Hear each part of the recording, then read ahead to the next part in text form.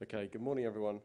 My name is Dan Thomson. I run the Paddy retail business in the UK, and I'll be spending a few minutes today talking to you about our entry into the UK market and how we've sought to create a new and different experience for retail betting shop customers. So the contents of the presentation will be, I'll give you a brief summary of the growth of the business to date, and then discuss some specific examples of how we think our proposition is different for customers. As you can see on the slide, there are kind of five key areas that I want to cover, and they're based around how we think about our difference and their value, product, brand, technology, and in-store environment. So if I just talk to you a little bit about some context around the business, we entered the UK market in a retail capacity in 2002 with one shop in London. We grew the business relatively slowly up until 2009, where we had 60 shops in the UK. But since then, we've grown the business quite quickly. We now have 232 shops in the UK, and we're opening at the rate of about a shop a week at the moment. However, as many of you will know, the UK retail market is a very large market. There's 8,600 betting shops in the UK, and so we still represent a very small proportion of that market and consequently have pretty significant headroom for growth. So let me talk about the first of the five ways in which we think about differentiating our retail proposition. And the first is around value. So we're a challenger brand in the UK, and that means we have to give customers a reason to switch to our brand versus the existing incumbents who they bet with. And one of the ways we do this is through better value. And we have a number of ways of doing that. The example on this slide is money back specials. So this is a concept that we invented in the 90s in our Irish retail business to differentiate our proposition versus the English operators who were attempting to penetrate the UK market at the time. And the offer is relatively simple. It's if a pre-specified thing happens, you get your money back on the event on which you bet. And the two examples I've got up here, we did a money back special if Hurricane Fly won at the Cheltenham Festival, which he did, which cost us £2 million. And similarly, on the first weekend of the Premiership football season, we did a money back special if the favourite failed to win. Now these offers are really stand out in the market. They've been copied by virtually every other operator in the market, but the way we continue to try and stand out and continue to try and differentiate ourselves versus those competitors is by having bigger and more headline grabbing and more generous offers like the ones displayed here. So the second way we try and differentiate ourselves in retail in terms of value is through compelling daily offers. So the money backs that I talked about are kind of great headline grabbing offers, but we don't run those every day. And we're a 7-day-a-week business. We trade 14 hours a day in our shops. And many of our customers are regular. As it was alluded to in the last presentation, something like our top 10% of customers represent about 80% of value. And these are regular customers. They're in the shops every day. They're betting every day. And we need to give them a sense of value every day. And so two of the examples that we're running at the moment, we're offering best odds guaranteed in every single shop across the estate for an hour a day to try and drive people in just before racing starts so we can capture their spend for the rest of the day as main racing occurs. And we're also doing an enhanced price on every single Tony McCoy ride throughout the month of October. And it's these constantly refreshed daily offers that give customers a reason to come into shops every day and hopefully come into a Paddy Power versus a competitor. And then the third area where we think about value is just with reference to the online space. So obviously online has been a huge driver of growth in many territories over the last few years. And we think about ourselves very much as a multi-channel operator. And online has had a massively disruptive effect on retail in many geographies, but our vision for Paddy Power is as a singular business. And what we mean by that is that customers have the same experience of the brand in retail as they do online. And that makes us the only operator in the UK that actually has the same pricing and offer set, both in our shops and in our and in our retail business. And two of the examples I put up here is we're just much more keenly priced on football betting than any of our retail competitors because we have the same prices as we do online. Other companies differentiate their retail prices from their online. And the Grand National, which is obviously the biggest horse race of the year in the UK, many of the online operators who are our retail competitors as well would have had different place term offers for their online customers versus their retail customers, whereas we did a very generous 5 places offer across both channels. And I think it's really important going forward as online becomes an increasing part of the mix that companies think about how does their retail offer link to their online offer. And we're very much of the view that the two need to be homogenous because otherwise customers will migrate over time if you're offering them greater value. Now, obviously, our focus on value clearly compromises our margins. All of these things are expensive to do relative to what our competitors do. However, I believe the strategy is validated by the fact that the average Paddy Power shop in the UK turns over, so has wages of an average of twice that of our competitors. So the trade-off we make is we're a lower margin business that drives a higher turnover. So beyond value, the second way we like to try and differentiate ourselves is on product. And we're the only UK bookmaker that offers content from BT Sports, from SIS, the SIS Plus service, which offers additional racing, Sky Sports and Turf TV. And we work on a pretty simple premise, which is that the more content you're able to offer to customers, the more live pictures you're able to offer to customers, the more betting events you can offer to them, and ultimately the greater turnover you'll drive. So I appreciate there's cost implications of taking all of these services, and these guys aren't cheap, but it offers a much wider and broader experience to the customer, and like I say, drives turnover. The second way we think about product is around creating more markets and more betting opportunities. And we've learned this from the success with online. Online is a classic example of the long tail working. So the more product you're able to offer to customers, the greater the amount you're able to sell to them. And the way we do this in our traditional horse racing and greyhound markets is that we just offer more markets on the standard events. So rather than just offering markets around which horse or which dog is going to win the event, on every UK and Irish horse race, we offer betting without the favourite markets. We offer place-only markets. We also offer match betting. So that's the opportunity to bet on the outcome of 2 of the horses in a race against each other. And on greyhounds, we offer what we call inside-outside betting. So will it be traps 1, 2, or 3, or 4, 5, or 6? And we also offer distance specials as well. So what length will the winning dog win by?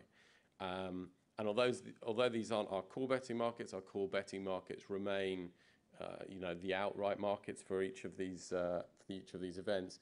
By adding incremental markets, we're adding incremental revenue. And obviously, we have a pretty large online business which is pricing up these markets anyway. So to extend it to retail is not a significant challenge. So the third way we think about trying to differentiate the proposition is around brand. And Paddy Power is a really strong brand both in the UK and Ireland. And it's based on being quite different from the established brands. So we see ourselves very much as a challenger brand. And we think we have a very unique brand personality, which we try and deliver across all our channels, retail and online. But the personality is based around mischief, around fun, and around irreverence. Because after all, what we're selling is an entertainment product. And one of the most recent campaigns we've run is our support of gay footballers. So we conducted a straw poll and found out there's 5,000 professional footballers in the UK, none of whom are gay. And we can't believe the odds of that are anything less than a sort of 1 trillion to 1. So we launched a campaign to say we support gay footballers. And we did it in conjunction with the charity Stonewall, who are a gay rights group in the UK. And we sent a pair of rainbow laces to every single professional footballer in the country and asked them to wear them in support of this campaign. We also, in terms of making this a multi-channel brand stunt, sent pairs of rainbow laces to every single one of our retail outlets. And because of the amount of media coverage it got, and you can see on the kind of left-hand side, we got support from players in 52 clubs. We had players like Leighton Baines, Olivier Giroud, Peter Odemwingie, Phil Jagielka, wearing the rainbow laces last weekend. We had his celebrity endorsements. We actually were flooded with customers coming into our shops requesting rainbow laces. So it's a good example of some pretty cheap PR, very in line with the brand. It's cheeky, it's irreverent, it's fun. It's actually in aid of a good cause.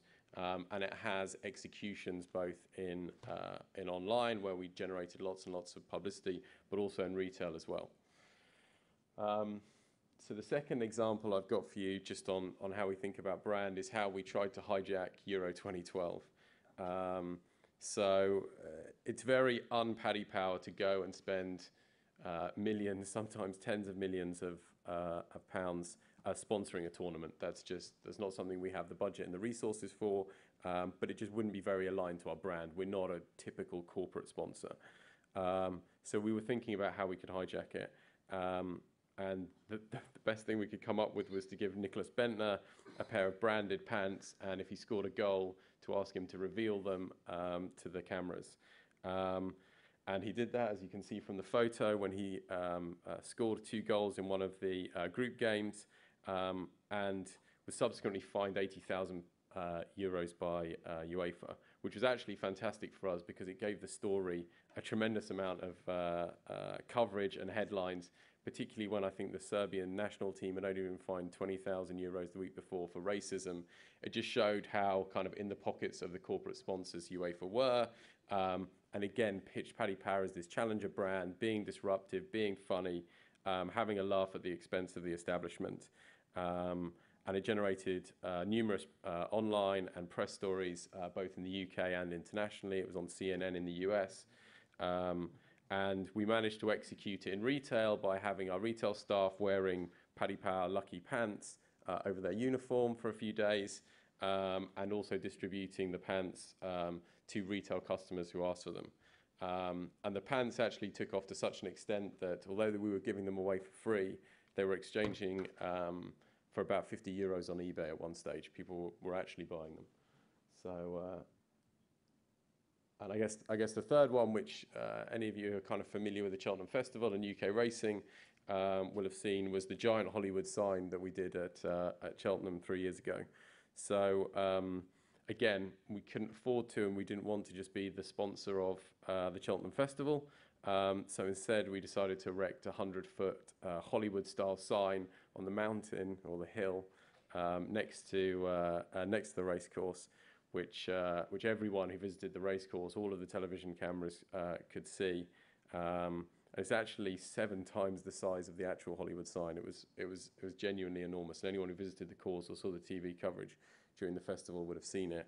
And again, just played to and reinforced the kind of cheeky element of the brand, that someone would just so blazingly not sponsor the event and yet get kind of 80% of the press coverage around it. So I've talked about value, I've talked about product, I've talked about brand. The fourth area we think about differentiating our retail proposition on is technology. And I'll talk you through kind of 3 examples here, but a big part of the betting mix in the UK market is fixed odds betting terminals, or what would be known in continental Europe as VLTs, but it's basically casino-based games on a terminal. So virtual roulette, virtual slots, virtual blackjack, and it's about 50% of the revenue mix. So we invest heavily behind the technology there to make sure that we have the market-leading hardware. So we're in the process at the moment of rolling out what will be the market-leading terminal. It has 2 touch screens. It has 4 screens in total. It's high-definition graphics. It's got high-definition surround sound, and it looks and feels like the most advanced terminal in the market. We were also the first people in the UK to heavily invest in self-service. So the second image is of a self-service betting terminal. This is a similar piece of hardware to the gaming machine, but facilitates sports betting rather than casino-style betting. So in 2011, we rolled out at least one self-service betting terminal to every single outlet that we had, and we now have multiple self-service betting terminals in every single shop. Our competitors are still or just commencing rollout of these sorts of technology. And then the third example I'd give you is just our investment in the screens proposition that we have to customers.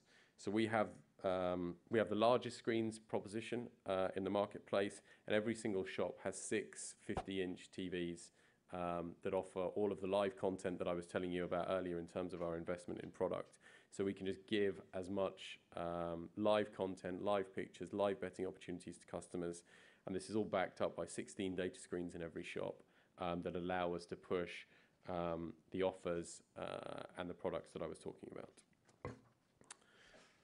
And then the final area that we seek to differentiate ourselves on is the in-store environment. So we have the most modern, the most well-invested retail environment in the UK.